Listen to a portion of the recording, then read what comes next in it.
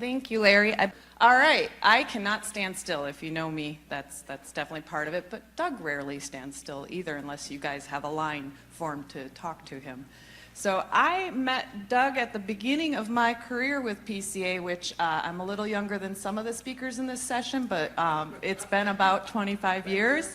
So the pleasure I had the first time I met him was through a workshop that he hosted. I believe this was your first one of the cement chemistry workshop, and having a job at PCA, I didn't know that much about cement chemistry at the time. I was hired for my concrete expertise from CTL Group.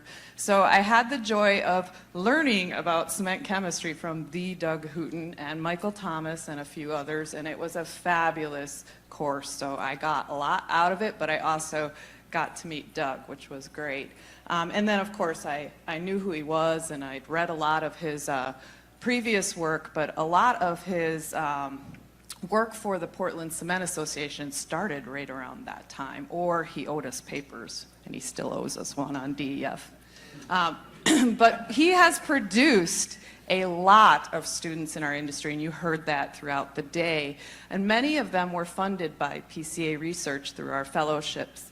And so we really are very grateful for how this helps forward the industry and answer questions that many of you have in this room is through research that the students conduct, and then ideally papers are written on them, and they will continue the work through additional research. So several of these students may not have overlapped in their time with Doug, but they overlapped in what they worked on for Doug and for our cement industry, so that was very important to us.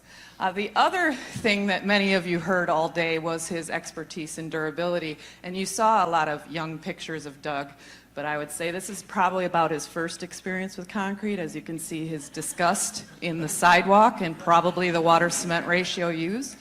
But then obviously he was smart enough to continue more on the durability side to make things right. I'd be remiss if I didn't mention some of the other ways that Doug has greatly contributed to the industry. We've heard from many people in the room about research that correlates with ACI and committees and other European codes and such. He is one of the co-authors of the Canadian Design and Control.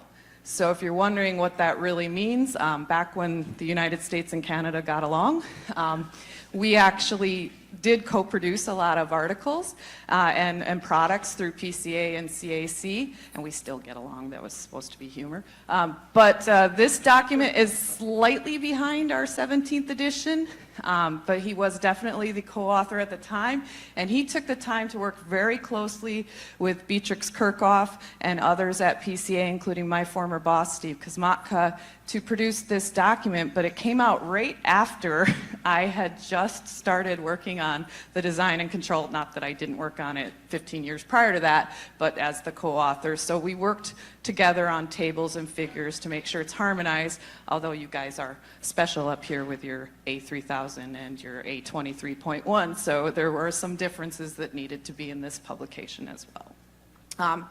And that's not all he does for us. He greatly helped with the American version of design and control, to the point of, I don't know what you guys do on Christmas Eve with your family, but I may have a deadline around New Year's for whatever edition I'm working on, and I might call you because I can't figure out the x-axis of a slide, and he might be having dinner with his daughter, and says he'll get right back to me, and you would think on a holiday that they're gonna let it go for a week or two, but he did get right back to me, and it was Christmas Eve. So it was one of those days when PCA's offices were still open on those type of days, but I really appreciate someone who goes above and beyond for our industry, will take a desperate phone call on a holiday and help you through those hiccups. So he's definitely had a lot of articles. I did the Control F, as many of you heard, for the Doug experience, and it's 79 references in the 17th edition. So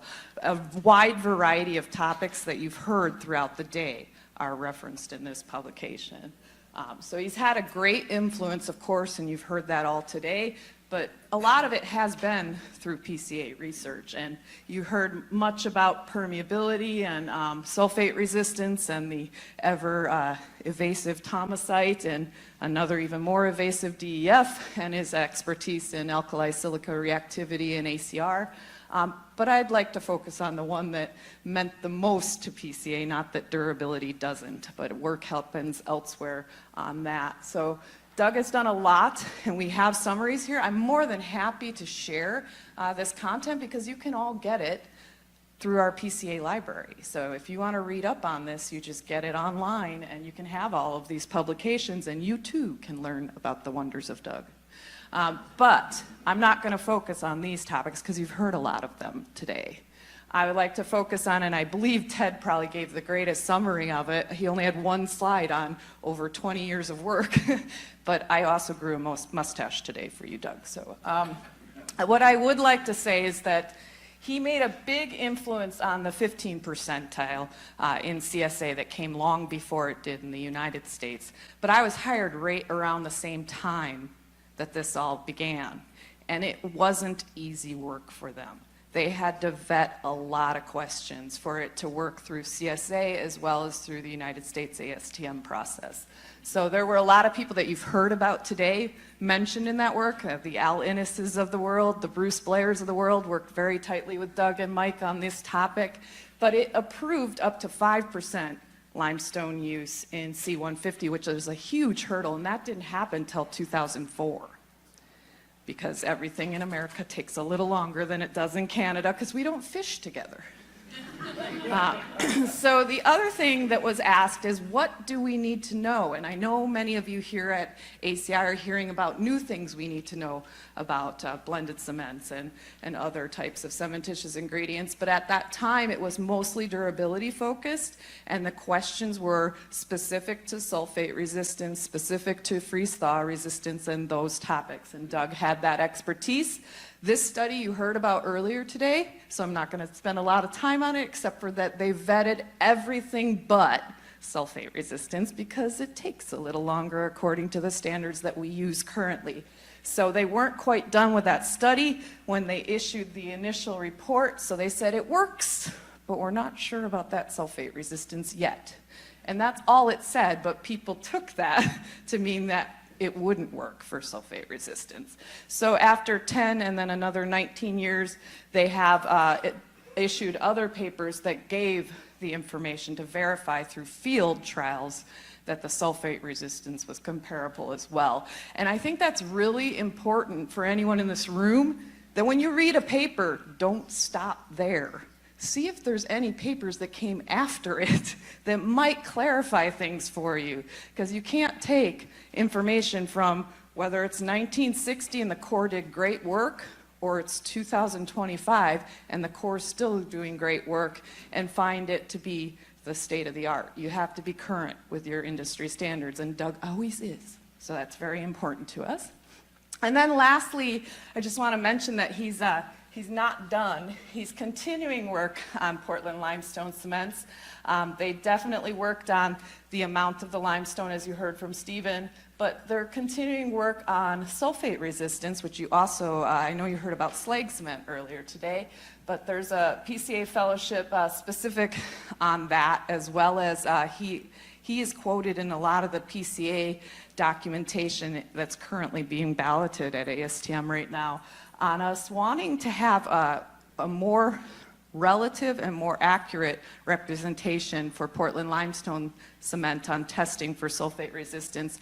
And there's a lot of people in this room that are very smart that would encourage you to consider the C452 test. So vote early and often, and we'll get through that. And then we're also looking at other more rapid tests for durability for not just Portland limestone cement, but all blended cements. So that includes ternary blends and the other types of changes that are happening up front on ASTM. So lastly, since everyone else is mentioning their colorful times that they get to spend with Doug, my payments do come through PCA's checks to Doug when he's doing actual work for us, but when it's a favor, I always try to pay back on a favor. So I've every now and then offered him a Manhattan as a thank you. One time I believe it was a toy ready-mix truck ornament. I appreciate that. But today I thought, how can we repay you? And I don't know if you're a fan of John Cusack. Do you know the movie? Are you anyone Gen X? John Cusack was in a lot of Gen X movies. So in Say Anything, the line is, I gave her my heart and she gave me a pen. So this is a concrete pen, because we know you've given our industry an entire, everyone knows you give your heart away. Thank you. So we love you, we appreciate you. And then one last item that I would mention, because I think everyone in the room knows this, that Doug has great taste. He's the only person who notices when I change my glasses at a conference.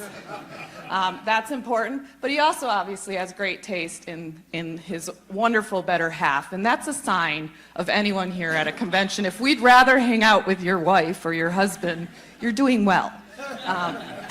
And then the other important thing is exactly what Larry said. Larry mentioned the way to get things done on committees, and Doug has it done right. He's rarely ever found non-persuasive. If he's saying something, everyone in the room is listening. Now, we don't always agree with 100% of everything, because he's very moderate in his choices, which is why we trust him. So it's very important for everyone to realize how to get things done on the standard side. So with that, we appreciate your viewpoint. We appreciate you sharing your viewpoint with us, and thank you for everything you've done for our industry.